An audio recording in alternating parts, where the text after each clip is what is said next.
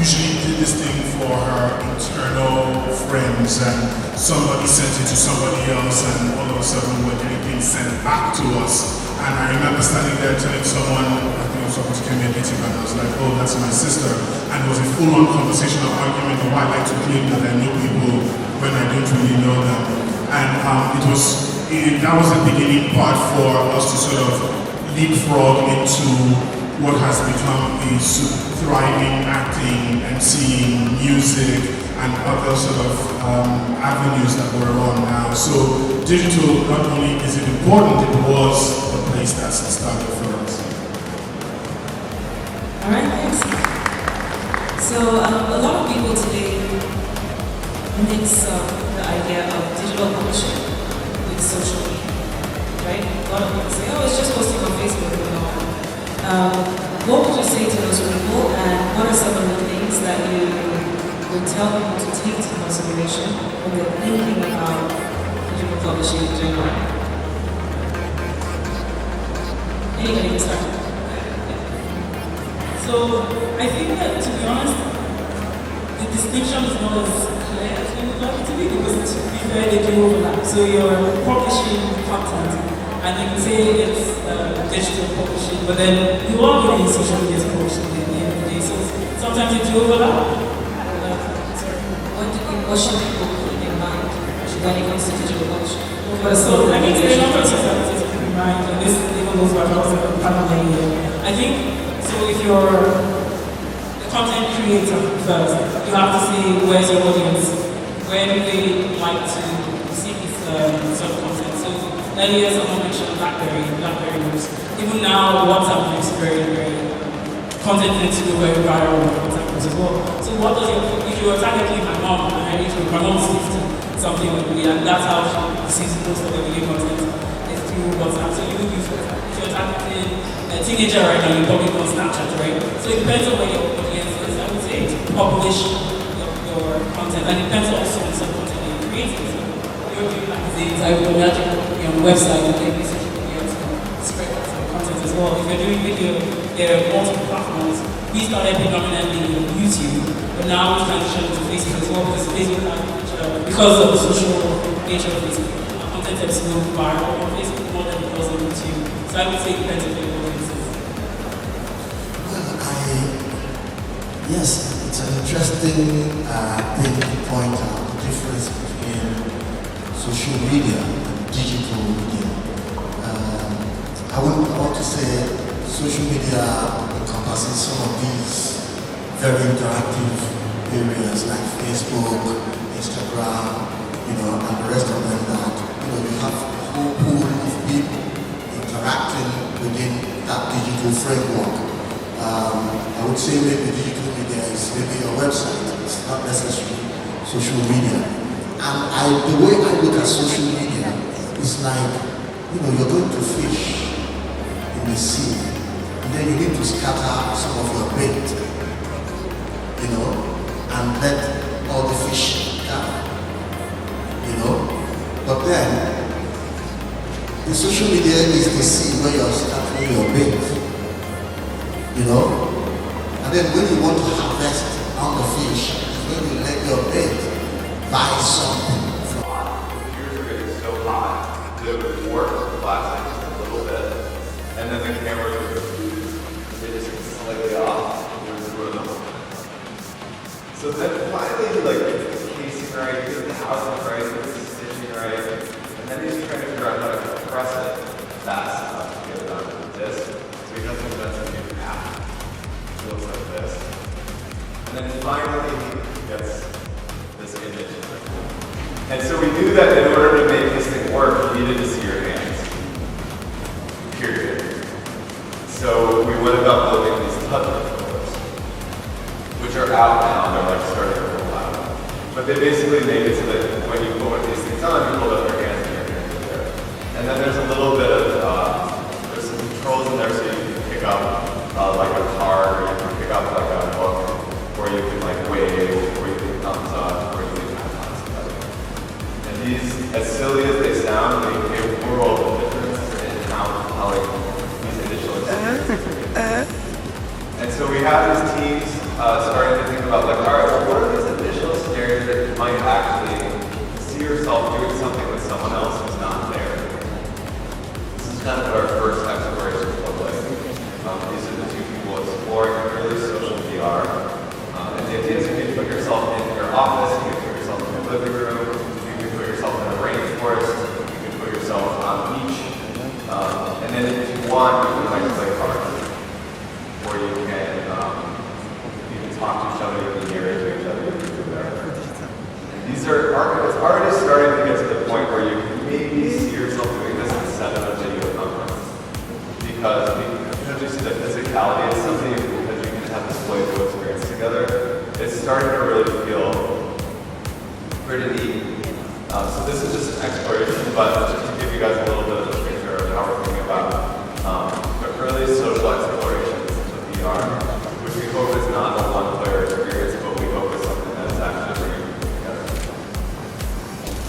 So that's how we're looking at immersive communication, is just moving further and further out.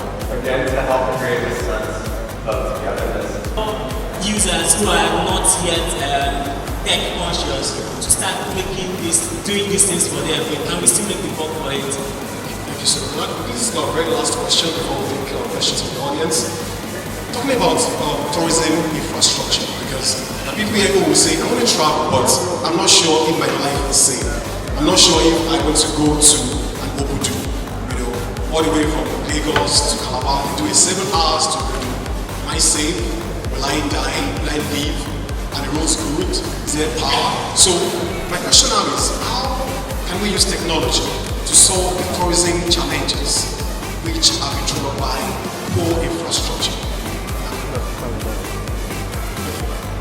So how has Jumia Travel been using tech to solve these problems when customers raise those? I think for us, we bank on other people's experiences as travelers first to know what is there.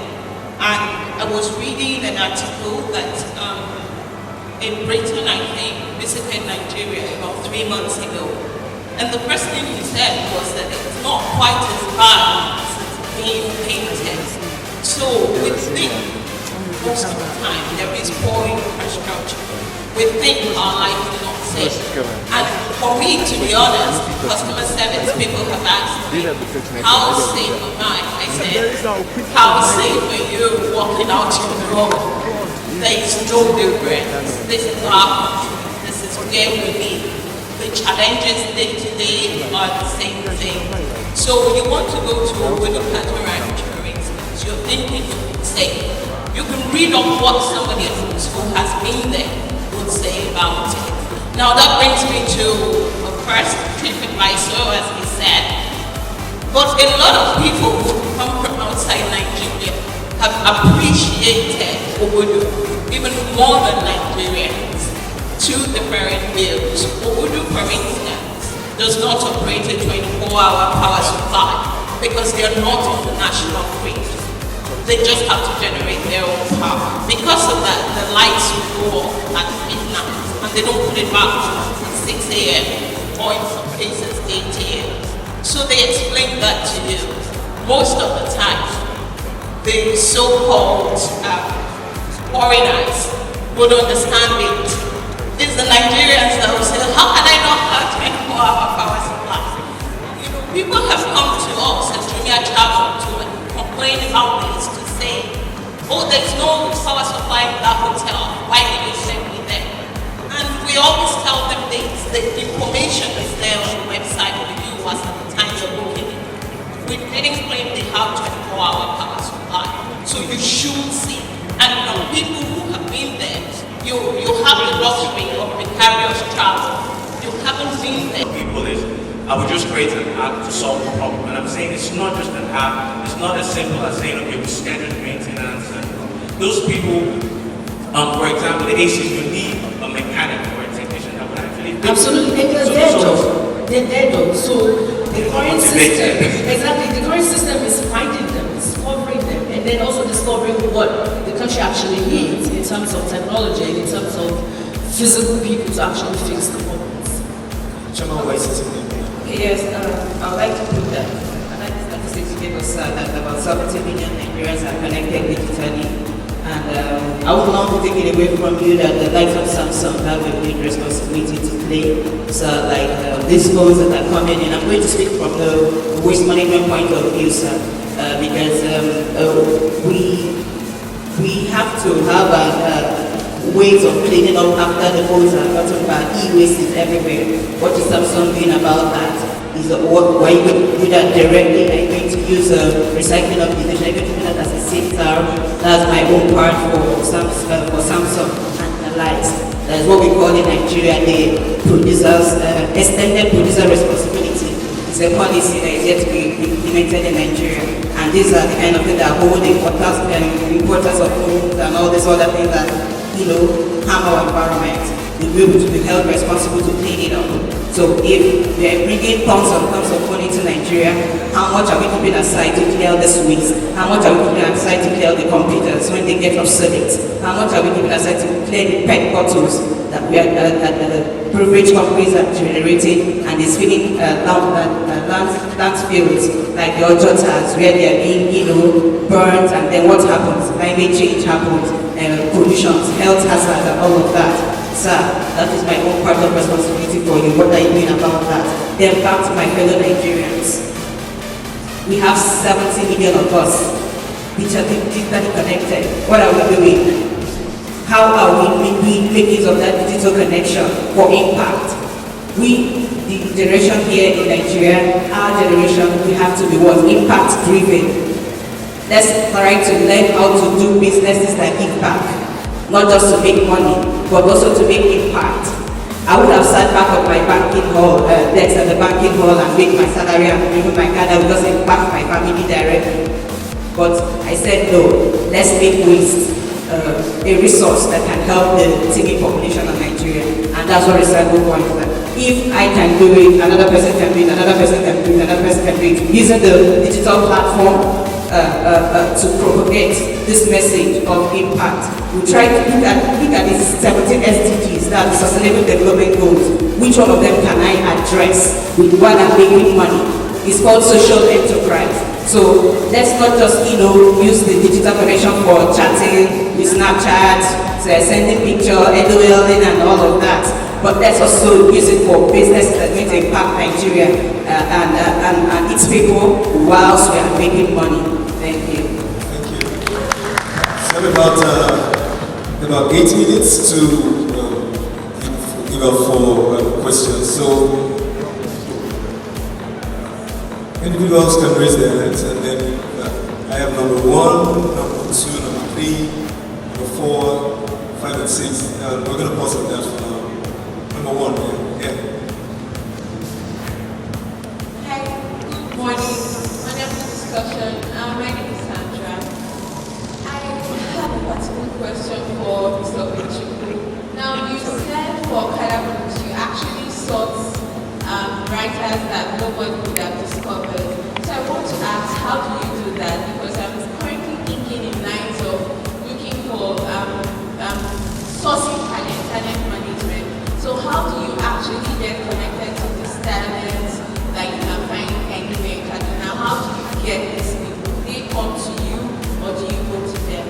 It's a mixture of both. So for example, Musa Ajayi gave us the inkling that there was a market in the north. So much so that we had to hire somebody that spoke Hausa because we're getting so many customer service requests from the north. Then I read an article in BBC by Isa, I forget his last name, and I ran after him, and in that article it was talking about how women, they have to sneak into the market, or they send people in the market to buy these romance novels because they get married off at a young age, and they are expected to be sexual at such a young age when nobody gives them any training.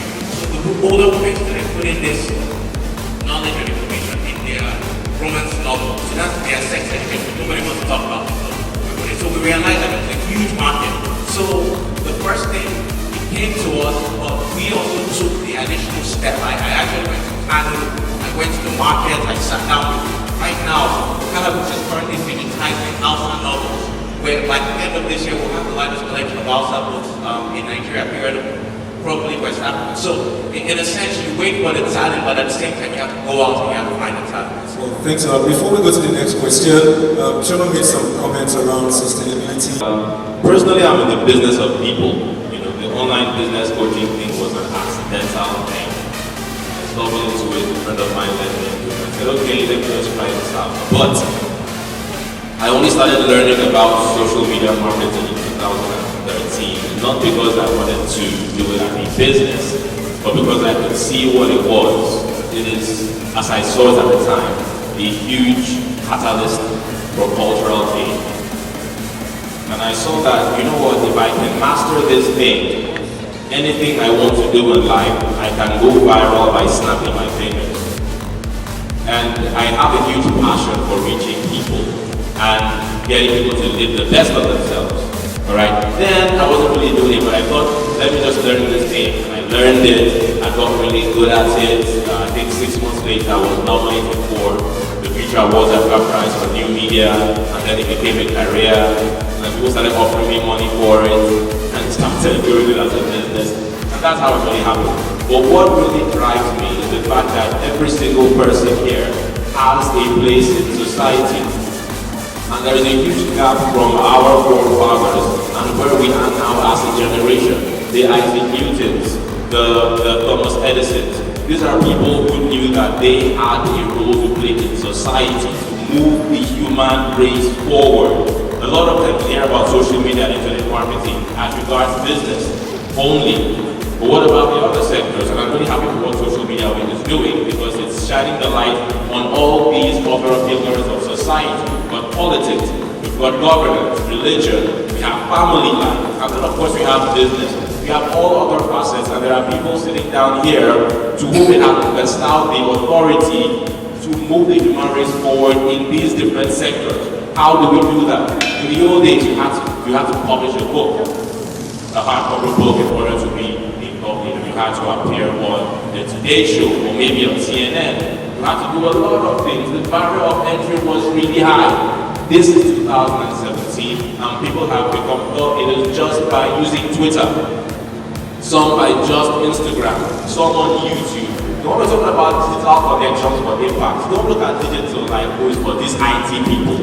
You are robbing yourself of your place in society, of your place in this world. Yes, I understand the part where we have to use internet marketing or social media for business. But what about that which has been put in your heart to do as a human being? As the next inventor of something, as the next thought leader in family, as the next person who will be innovative in health. There are various applications of social media and digital connection that we can use to make impact. And I'll tell you how I started.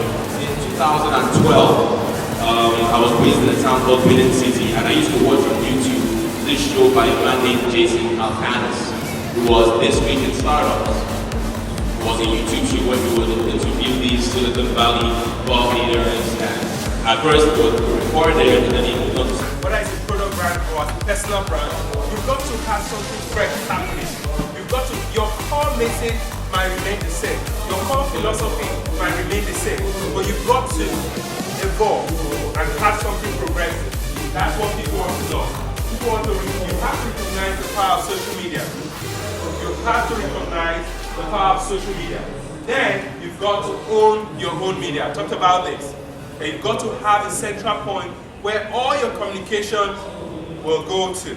So Facebook, Twitter, every other platform, there should be somewhere where you can control what is said and what you want your target audience to hear. You don't always rely on the ones that is not within your control. So you have to have central point and control as well as all your media. And the last thing is create feedback mechanisms. During the election, during the 2016 US election, Trump sometimes tweeted, ask me anything. Ask me anything, right? And a lot of people started interacting with him. A lot of people were interacting with him. Those were some of the ways he got his feedback from. I want to believe that, I'm not sure about it, but I want to believe that Trump had people, monitoring what people were saying on social media and all that, then using that to respond to how he's going to design his message and what kind of message he's going to put out there. So feedback is critical. You may have a great communication strategy from the beginning, but if you don't have the mechanism for feedback, that might be an issue. Like I said, as much as you explore the conventional means of feedback, which is questionnaire, interviews, and all that, you should also explore the non-conventional means by trying to know what people feel that they won't say in your questionnaire, or they won't say when you are interviewing them. So those are some of the key takeaways from this session, and I believe we can apply some of this to our communication strategies to our business, and maybe also get the drug ethic, positive side of the drug. Some people don't still like it, but like Colin said in our video, to say agree or not, Trump is the president. Some people cannot get over it, but he is, and that's the case. Sadly, some people. For some people, with his target audience, that is what they expect. Like who are in the similar domain, and not like they are not willing to share like their own learnings about their processes and all that with the next company. Arts and culture in digital Lagos. We all know what the digital technology is, so we're just going to move straight into what.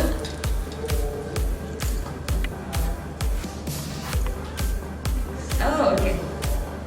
Maybe you need to move on. Okay, so we're just going to move straight into how these platforms are making use of the digital technology available today to market what they do. So I'm going to start with Adebantu. He's the closest to me. Can we turn off the projector, please?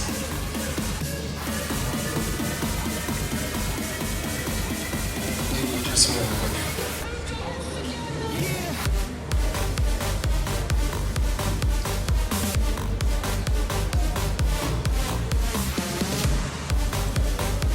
Yeah,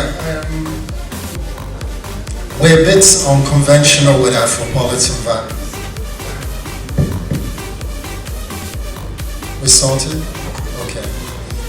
Well, with Afropolitan vibes, we're a bit unconventional. We just believe in disrupting the program, and that's what we do. So it's not about the amount of likes and how many followers we have or whatever. It's about being able to connect people. We're not pretentious.